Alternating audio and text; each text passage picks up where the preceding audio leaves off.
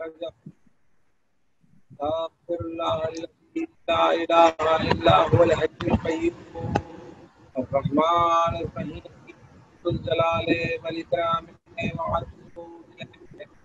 أعوذ بالله السميع العليم من الشيطان الرجيم بسم الله الرحمن الرحيم اللهم كل وليك الحجة ابن الحسن صلواتك عليه وعلى آبائه هذه الساعة وفي الساعة وليا وحافظا وقائدا وناصرا وذليلا وعينا حتى تسكنه وارزقا توعا ومتعه بلا شقاء اللهم صل على محمد وآل محمد وعلى سيدنا ناظرین کرام السلام علیکم ورحمۃ اللہ وبرکاتہ۔ روزے کے احکام و آداب کے اس 10ویں نشست میں اسٹرانگ گروپ آپ کا خیر مقدم ایک سلوات کے ساتھ کرتا ہے۔ اللہم صلی علی محمد وآل محمد وعلى سيدنا۔ ناظرین، ماہ مبارک سیام کے 10 دن گزر چکے ہیں، اور اگر اس ماہ میں ہم اپنے گناہوں کو نہ بخش پائے تو بڑے بدقسمت ہوں گے۔ اور رسول اکرم صلی اللہ علیہ وآلہ وسلم کی حدیث فرماتی ہے کہ شقی اور بدبخت ہے وہ شخص جو اس مہینے میں بخشش سے محروم رہ جائے۔ یقیناً ہمیں خداوند عالم کی بارگاہ میں چلنا چاہیے اور اس کی بارگاہ میں دعا گو ہونا چاہیے۔ اے گنہگاروں کو بخشنے والے خدا، اے اللہ، ہم سب شیعان علی کو اپنے عذاب میں گرفتار نہ کرنا اور اپنی قدرت کے ساتھ نہ آزمانا۔ اے اللہ، مجھے محمد والے محمد کی عزت کا واسطہ کہ ہمارے گناہوں کو بخش دے۔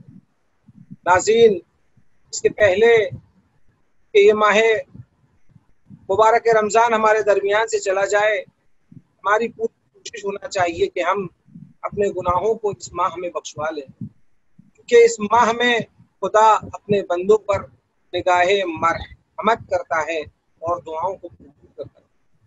آئیے حضرات، آج کی 10ویں نشست میں آپ کا خیر مقدم کرتے ہیں اور اس کا آغاز کریں عالی جناب مولانا ذوالفقار مہدی صاحب قبلہ کی بارگاہ میں چل کر۔ مولانا صاحب السلام علیکم ورحمۃ اللہ وبرکاتہ۔ وعلیکم السلام ورحمۃ اللہ۔ مزاج مبارک، خیریت سے ہیں؟ الحمدللہ، آپ خیریت سے ہیں؟ اللہ آپ کو سلامت رکھے، خوش رکھے۔ مولانا صاحب چند سوالات آئے ہیں، اجازت ہو تو پیش کیے۔ شاد بسم اللہ۔ مولانا پہلا سوال جو ہے آج کی کے لیے وہ یہ ہے کہ کیا کرونا وائرس کے چلتے ہم اپنے فطرے کے فرائض کو ماہ مبارک رمضان ختم ہونے سے پہلے نکال سکتے ہیں؟ اور اسی طرح کیا اپنے سالانہ آنے والے 1-2 سال کی خمس کی رقم آج ایڈوانس میں تقسیم کر سکتے ہیں؟ دیکھیے، ایسے تو آپ نہیں دے سکتے، نہ آپ فطرہ وقت سے پہلے دے سکتے ہیں اور نہ ہی جو ہے خمس جو ہے آپ ایڈوانس میں کیسے دے سکتے ہیں جب تک آپ کو پتہ نہ ہو۔ ہاں، اس کی ایک صورت یہ ہے کہ آپ غربا کو جن کو دینا چاہتے ہیں ان کو قرض کی نیت سے دے دیجیے، اور بعد میں آپ وہ جو ہے جب آپ کا فطرہ نکلے تو اس میں حساب کر لیجیے۔ یہ صورت ہو سکتی ہے، لیکن اس کے بغیر آپ کیسے دے سکتے ہیں؟ اسی لیے اگر آپ دینا چاہتے ہیں تو ابھی دینا چاہتے ہیں تو آپ قرض کی نیت سے دے دیجیے، اور جب وقت آئے تو اس کو اپنے قرض میں حساب کر لیجیے۔ یہ صورت ہو سکتی ہے، اور وہ بھی نیت کبھی کرنا پڑے گی جب آپ عید آ جائے اس دن نیت کرنا پڑے گا۔ آج تو خالی آپ کو قرضہ کرنا دینے کی نیت کرنا ہوگی، لیکن جس دن عید کا دن آیا مثال کے طور پر یا خمس کا دن، تو آپ پھر وہاں پر خمس نکالنے کی نیت کر کے حساب کر سکتے ہیں، یا فطرہ نکالنے کی نیت کر کے آپ حساب کر سکتے. جی جی شکریہ مولانا صاحب اس کی وضاحت کے لیے. دوسرا سوال یہ ہے زیارت کے حوالے سے ہے کہ اگر کسی مومن کو ماہ مبارک رمضان میں زیارت پہ جانے کا موقع ملے لیکن سفر میں جیسا کہ روزہ نہیں رکھا جاتا ہے تو ایسی حالت میں کیا کرنا چاہیے مولانا صاحب؟ دیکھیے سفر کی زیارت کی سفر جو ہے مستحب ہے اور مستحب موقت ہے. حتیٰ بعض حدیثوں میں جو یہ آیا ہے کہ اگر کسی کو طاقت ہے اور طاقت ہونے کے بعد ہر سال وہ ہماری زیارت کے لیے نہ آئے اس نے ہمارے اوپر جفا کی. ٹھیک ہے. اس سے یہ پتہ چلتا ہے کہ انسان کے لیے زیارت کا سفر جو ہے ایک شرف اور ایک عظمت کا جو ہم جا کر یا زائر جا کر اپنے امام سے تعہد کرتے ہیں. ٹھیک ہے. وہ اس عہد و پیمان کو پورا کرتا ہے جو اس نے ولایت کے سلسلے میں کیا ہے. اب ایک مسئلہ ہے میں روزہ بھی رکھنا چاہتا ہوں اور زیارت پہ بھی کرنا چاہتا ہوں, دونوں کرنا چاہتا ہوں. اس کا سیدھا طریقہ یہ ہے کہ جب آپ زیارت کے لیے جائیں تو سفر میں تو آپ روزہ رکھ نہیں سکتے, لیکن جب وہاں پہنچے تو وہاں 10 دن رہنے کی نیت کریں. میں یہاں 10 دن رہنا ہے. آپ جب نیت کر لیں گے تو آپ روزہ رکھ سکیں گے. لیکن اگر آپ ایسا ہو کہ 4 دن کربلا رہیں گے 4 دن وہاں تو پھر نہیں ہو سکتا. آپ کو 10 دن کی نیت اقامت کی, رہنے کی, سکونت کی کرنا ہوگا. اور ابھی 10 دن مکمل. ہاں مثال کے طور پہ اگر آپ 5 کو آئے ہیں اور صبح میں آئے ہیں تو جو ہے اب 15 کی صبح میں وہ 10 دن مکمل ہوگا. تو ایسا نہیں ہو سکتا کہ اگر آپ 5 کو آئے ہیں اور 9 کو نکلنا چاہے تو 10 دن ہو جائے گا. وہ 10 دن نہیں ہوگا تو آپ کو پھر قصر ہوگا. تو اگر ایسی صورت حال پیش آئے تو کرنا یہی چاہیے کہ نیت کر لے 10 دن رہنے کی اور روزہ رکھ لے. ٹھیک ہے. اور اس کے علاوہ سفر میں روزہ نہیں رکھ سکتا ہے, اور اس کا یہ سفر بھی شرائط کے ساتھ ہے جس میں روزہ مسافر کے لیے قصر ہو جاتا ہے اور روزہ الاؤڈ نہیں ہے رکھنا اس کے. انشاءاللہ اگر ایسی صورت حال ہوئی تو آپ اور میں دونوں جائیں گے. تو ایسی بات نہیں ہے کہ ہم روزہ اگلے مہینے دوسرے مہینے رکھا جا سکتا ہے انشاءاللہ. ٹھیک. شکریہ مولانا صاحب. تیسرا سوال حالانکہ اس کا جواب آپ نے پہلے دیا ہے مگر مزید اور وضاحت چاہتے ہیں اس کے اوپر کہ سوال پوچھنے والے مومن نے پوچھا ہے کہ ہماری بچی 9 سال کی ہے اور چونکہ وہ 9 سال میں روزہ واجب ہو جاتا ہے مگر ہماری بچی مضبوط کمزور ہے اور 30 دن لگاتار وہ روزے رکھنی چاہیے. اس صورت حال میں کیا کرنا چاہیے؟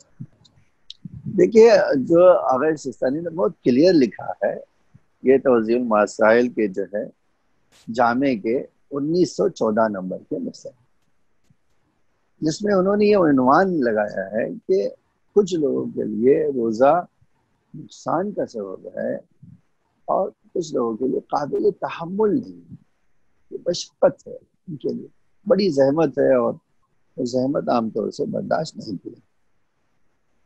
اب ایسی لڑکیاں پھر بعد میں لکھے ایسی لڑکیاں جو بالغ تو ہو جاتی ہیں لیکن جسمانی ان کی بناوٹ جو ہے اس لائق نہیں ہوتی کہ وہ اتنی طاقتور نہیں ہوتی کہ وہ روزہ رکھ سکے. تو وہ آگاہ کہتے ہیں کہ ان کے اگر رکھیں گی تو بیمار ہونے کا خطرہ ہے. ٹھیک ہے. یا بیمار ہو جائیں گی, خطرہ ہے یا ہو جائیں گی, تو یہ ان کے اوپر مریض کا حکم جاری ہوگا اور وہ نہ رکھیں, نہیں وہ روزہ چھوڑ سکتے. ان کے لیے بہت طاقت فرسا جو ہے لمبے روزے کی بنا پر, گرمی کی بنا پر, ان کے لیے بہت برداشت کرنا مشکل ہے. تو ایسی صورت میں آقا کہتے ہیں کہ قربت مطلق کی نیت سے رکھ لیں روزہ, اور جب بہت پیاس لگے ان کو اور جب انہیں بہت سخت لگے تو پانی پی لیں, کھانا بھی کھا سکتی ہے. لیکن یہ احتیاط واجب ہے کہ ضرورت کے مطابق کھا لے، یعنی بس پیٹ بھرنے کے لیے نہیں، مثلا ان کو اپنی طاقت حاصل کرنے کے لیے پانی اور کھانا کھا اور جب تک کا برداشت کر سکے تب تک کا وہ لے، رکھے۔ اور یہ نہیں ہے کہ یہ روزہ باطل نہیں ہو گئے، روزہ باطل ہو جائے گا کھانے پینے سے، لیکن شرعی طور پر وہ اپنی ذمہ داری اس طرح پوری کر سکتے۔ تو اس کی قضا رکھنی پڑے گی اب بچی کو؟ جیسے ہی اس کے لیے طاقت فراہم ہوگی اس کی قضا ہوگی۔ جی بہت شکریہ مولانا صاحب اس کی مزید وضاحت کرنے کے لیے سوال کی۔ اور ایک دوسری صورت بھی انہوں نے لکھی ہے، آپ سنیے ذرا، یہ بہت انٹرسٹنگ ہے جی، اور وہ کیا ہے کہ آقا کہتے ہیں کہ سحری میں ایسا طریقہ اپنایا جائے طاقت ان کو فراہم کر، ٹھیک ہے، یا مثلا دن میں اگر محنت کش افراد ہیں تو ان کو مثلا محنت کم کروائی جائے، یا زیادہ ان کو سلا دیا جائے، سوتے رہے، آرام کرتے رہے، اور ان کے لیے جو ہے تحمل کرنا آسان ہو جائے، تو پھر ایسا کرنا۔ شکریہ مولانا صاحب اس کو ایکسپلین کرنے کے لیے۔ چوتھا سوال مولانا صاحب جو ہمارے پاس آیا ہے وہ یہ ہے کہ روزے کی حالت میں ٹی وی پہ یا موبائل پہ موویز اگر کسی نے دیکھا ہے تو اس کا کیا اثر ہوگا روزے کو؟ دیکھیے مفترات میں سے تو نہیں ہے مووی دیکھنا جو ہے یا سیریل دیکھنا، مفترات روزہ میں سے نہیں ہے، لیکن ہم نے جو شروع میں بات کی تھی کہ روزہ خالی بھوک اور پیاس کا نام نہیں ہے، روزہ جو ہے انسان یہ کھانا کھانے پینے چھوڑ دینے کا نام نہیں ہے، بلکہ روزہ کہتے ہیں جب آپ روزہ رہیں تو آپ کے اعضاء و جوارح بھی روزہ رہیں۔ جی مولانا صاحب تو یہ جو بات کر رہے تھے کہ دیکھیں شاید وہ آپ کے لیے مفترات میں سے ویڈیو دیکھنا نہیں ہے، یہ جو مووی دیکھنا نہیں ہے، وہ روزہ نہیں توڑتا ہے، لیکن مانوی جو روزہ ہے جس میں یہ کہا گیا ہے کہ خالی بھوک پیاس کا نام نہیں روزہ، تو ممکن ہے آپ ایسا کوئی کام کر رہے ہوں جس سے جو ہے آپ حرام میں مبتلا ہو، تو ٹھیک ہے آپ کو شرعاً ظاہری طور پہ روزہ نہیں چھوٹے گا، لیکن یہ جو معنوی اثرات ہے، روحانی اثرات ہے روزے کے، وہ تو جاتا رہے گا۔ پھر ہم نے کہا تھا کہ روزے کی اور اس سے بھی بلند قسم ہے کہ جب انسان روزہ رکھے تو یہی نہیں کہ مثلا اپنی آنکھ کان اور اعضاء جوارے کو خدا کی جو ہے محرمات اور معصیت میں مبتلا ہونے نہ دے، اس سے بلند بھی ہے کہ اپنی فکر میں بھی، اپنے دل میں بھی اس طرح کا فطور نہ دے دے، سوائے عظمت خدا کے، سوائے اللہ کی معرفت کے، سوائے اطاعت کے، سوائے نیکی کے، اور کوئی چیز اپنے وجود میں آنے کی جگہ نہ دے۔ تو ٹھیک ہے، ایسا آدمی آپ بھلے کہہ سکتے ہیں کہ اس کا روزہ باطل نہیں ہوتا، لیکن بہرحال وہ اثرات جو معنویت ہے، روحانیت پر ہے، وہ اس کے جسم پر پڑنے والا، اور بالکل اس طرح سے احتیاط کرنا چاہیے، یہ کام نہ کرے۔ جی مولانا صاحب بہت بہت شکریہ آپ کا اس کی وضاحت کرنے کے لیے۔ ناظرین دیکھا آپ نے کہ کس طریقے سے مولانا صاحب اس کی وضاحت کی کہ ہمیں اس سے گریز کرنا چاہیے، ہمیں اس سے پرہیز کرنا چاہیے، اور سارے جتنے محرمات ہیں ان سے روزے کے عالم میں اور روزے کے علاوہ بھی ہمیں ان ساری چیزوں سے پرہیز کرنا چاہیے۔ پانچواں سوال مولانا صاحب شادی کے حوالے سے ہے کہ ماہ رمضان میں شادیوں کا کرنا کیسا ہے؟ دیکھیے اگر یہ شادی جو ہے روزے کے لیے کوئی جو ہے فرق نہ پڑے، میاں بیوی اس لائق ہیں اور بڑے متقی و پرہیزگار ہیں کہ شادی کریں گے، ساتھ میں رہیں گے اور جو ہے روزہ بھی رکھ سکیں گے، تو اس میں کوئی مسئلہ نہیں، روزہ شادی کرنا مستحب مؤکد ہے۔ اللہ کا رسول کہتا ہے کہ ہم جو شادی کرتے ہیں وہ ہماری سنت پر عمل کرتے، اور شادی کرنا تو نصف دین بچانا ہے، تو جب نصف دین بچانا ہے تو شادی کرنا شریعت میں رمضان ماہ مبارک رمضان میں منع نہیں ہے، بس خالی جو ہے یہ تقاضا نہیں ہوتا ہے کہ مثال کے طور پہ آپ جنرلی یہی ہوتا ہے کہ اب شادی کریں گے تو نماز چھوٹ رہی ہے، اب شادی کریں گے تو شادی اطاعت کا نام ہے، معصیت کا نام نہیں ہے۔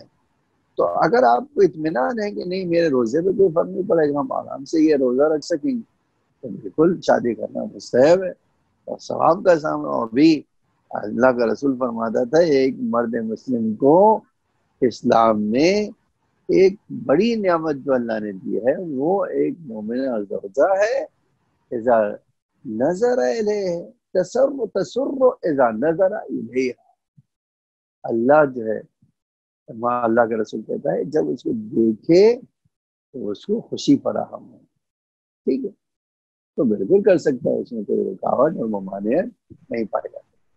کہہ رہے تھے کہ دیکھیے اگر جو ہے انسان شادی اطاعت کا نام ہے، ٹھیک ہے، اور بندگی کا نام ہے، حلال خدا نے جو حلال کیا اس کی طرف رغبت کا نام ہے۔ حدیث کا ایک جملہ ہے کہ مسلمان کو اللہ اور اسلام کی طرف سے ایک بڑا تحفہ یہ ہے کہ اللہ ایک ایسی صالحہ اور مومنہ بیوی عطا کرے کہ جب یہ مرد اس کو دیکھے تسر اذا نظر الیہا، خوشی فراہم کرے، جب یہ اس کی طرف دیکھے تو اس کو لذت حاصل ہو۔ تو یہ جو چیز ہے خداوند عالم نے تحفے کے طور پہ رکھی، تو بالکل انسان کو کرنا چاہیے۔ بس فرق یہ ہے کہ کسی دوسرے کو اذیت کرنے اور اللہ کی معصیت کا سبب۔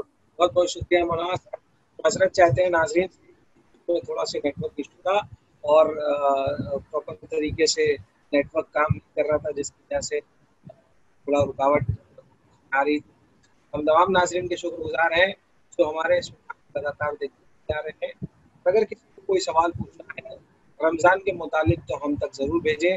ڈی اسٹرانگ روڈ کے اس واٹس ایپ نمبر 8070151412 پہ انشاءاللہ ہم مولانا موصوف کے اس جوابات کو دریافت کریں گے۔